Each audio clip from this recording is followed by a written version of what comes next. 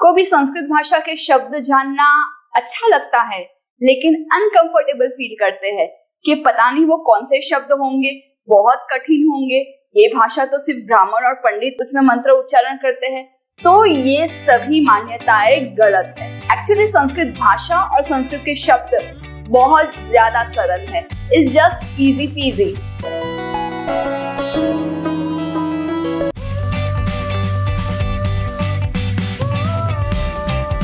प्रिय छात्र, मैं हूं आपकी संस्कृत आचार्य डॉक्टर नम्रता। स्वागत है आपका नमस्ते संस्कृत यूट्यूब चैनल पर। सिंप्लीफाइड संस्कृत लर्निंग के लिए हमारे चैनल से जुड़िए। Press the subscribe button and don't forget to click on the bell icon. Let's get started. पिछले एपिसोड में हमने अच्छे से अलग अलग कहानियों के माध्यम से ये सीखा कि संस्कृत में स्वरों के बंगलोज कौन से हैं, वर्णमाला का सिटिंग अरेंजमेंट क्या है, उसमें कौन से लास्ट वेंचर्स है और नॉटी बच्चे हैं। अब जो अक्षर बन ही गए हैं तो अक्षर अक्षर पास रहकर शब्द बनेंगे और संस्कृत के शब्द हमें पता होंगे तो हमें संस्कृत भाषा से प्यार होने लगेगा। अब जैसे कि ये चित्र देख लीजिए, एक परिवार का चित्र है। अब इस फैमिली फोटो में we can see a father, जिसे हम कहेंगे जनकः, मदर जिसे कहेंगे अम्बा या फिर जननी। इसमें एक बेटा है, एक बेटी है। बेटे को कहते हैं पुत्रः और बेटी को कहते हैं पुत्री। और इस डॉग को कहेंगे कुक्कुरः, कुक्कुरः।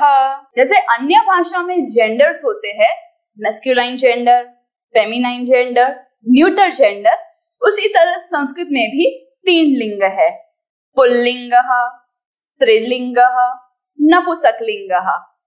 लेकिन फर्क इतना है, अन्य भाषा अपने जेंडर डिवीजन में ये बात का अनुसंधान रखते हैं कि मैस्कुलिन यानी सभी पुरुष, बॉय, मेन इत्यादि, फेमिनाइन यानी सब गर्ल्स, वुमेन इत्यादि, और सभी न्यूटर जेंडर में अन्य भाषा नॉन लिविंग थिंग्स बताती है, जैसे कि चेयर, टेबल, बॉल, बैट इत्यादि।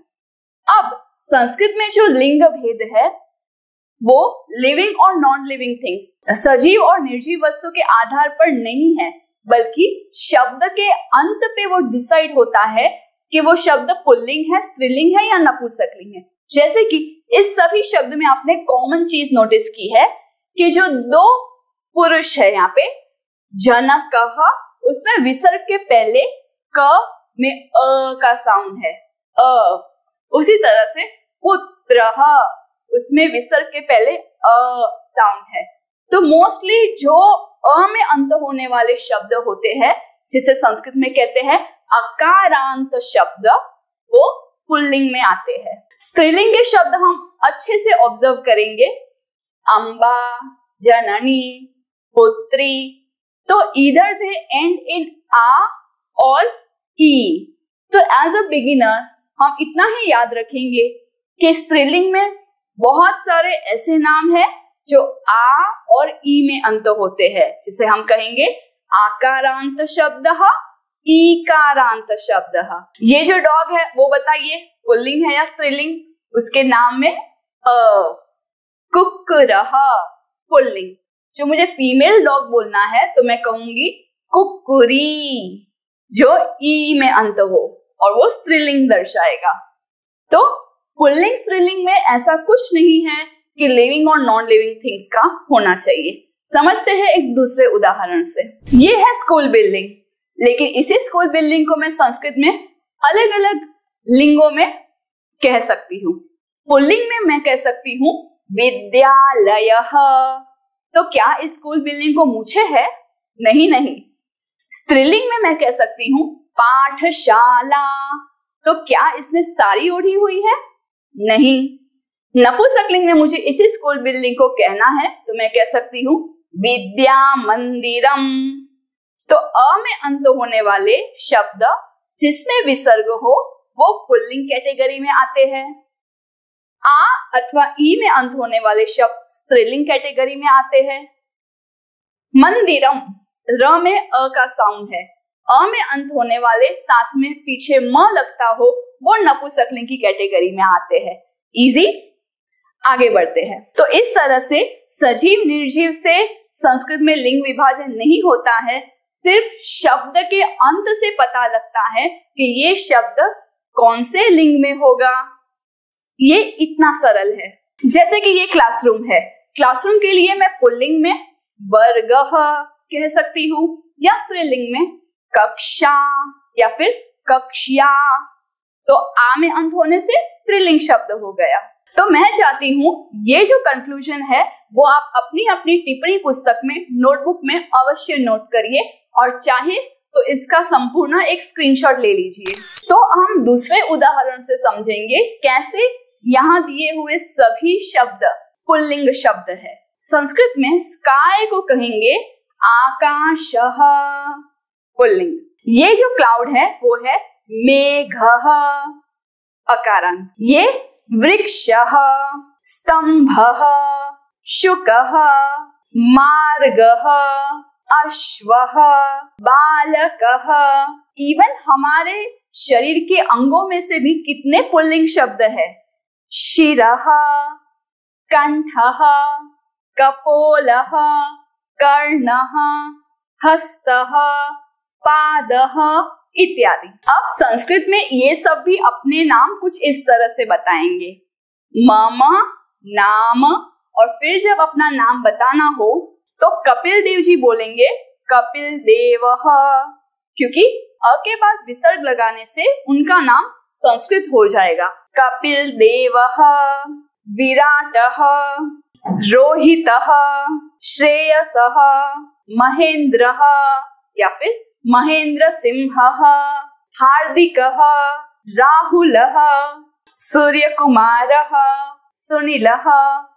इस तरह से आप भी अपने नाम पुल्लिंग में अह लगाने से बना सकते हैं। इस तरह से all the boys and all the men who are watching this video can say their name after adding अह। स्त्रीलिंग के नाम इतने स्वीट साउंडिंग होते हैं that majority of the time they end either in आ और ई। इनके नाम तो आपको पता ही है, जस्ट ऑब्जर्व करिए उनके नाम के अंत में कौन सी मात्रा यानी कौन सा स्वर है। रेखा आ, Rashmika, Anushka, Alia, Aishwarya, Deepika.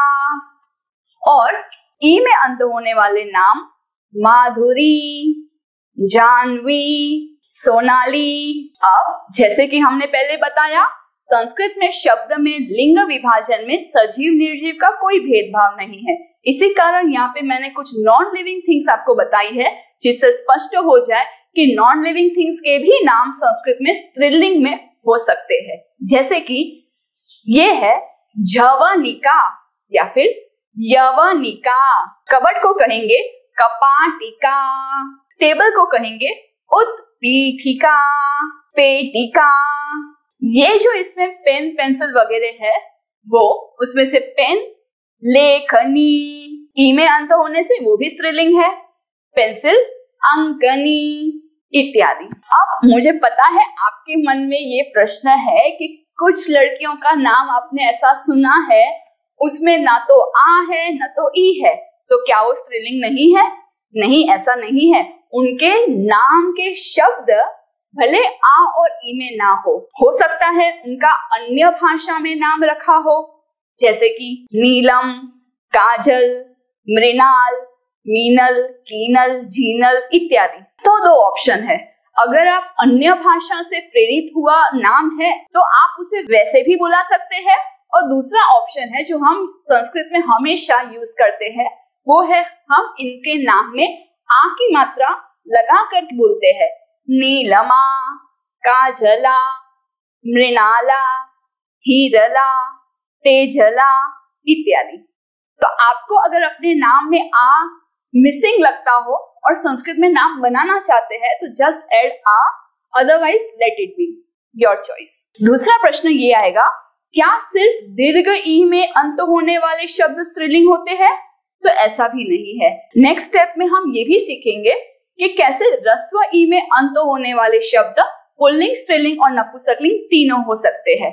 But majority of the times हमें लड़कियों के ऐसे नाम मिलते हैं जो ह्रस्व ई में उपयोग होते हैं, जैसे कि राशि, कीर्ति, श्रुति, स्मृति, भक्ति, शक्ति, नीति, ये सभी लड़कियों के नाम है और रस्व ई में अंत होते हैं, तो कोई चिंता का विषय नहीं है। और जैसे कि हमने पहले बताया, नपुंसकलिंग शब्द भी बिगिनर लेवल पे आप इतना ही याद रखिए कि वो सभी शब्द अ में अंत होते हैं and we are just adding half म।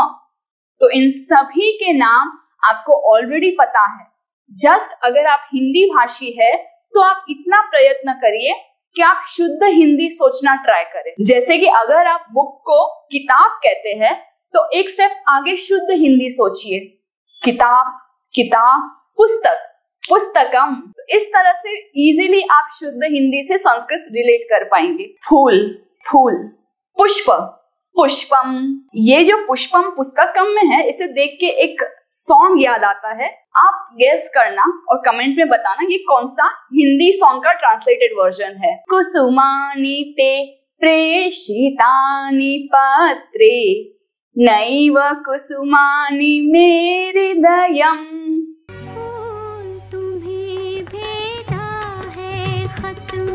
अच्छा, अब आगे बढ़ते हैं।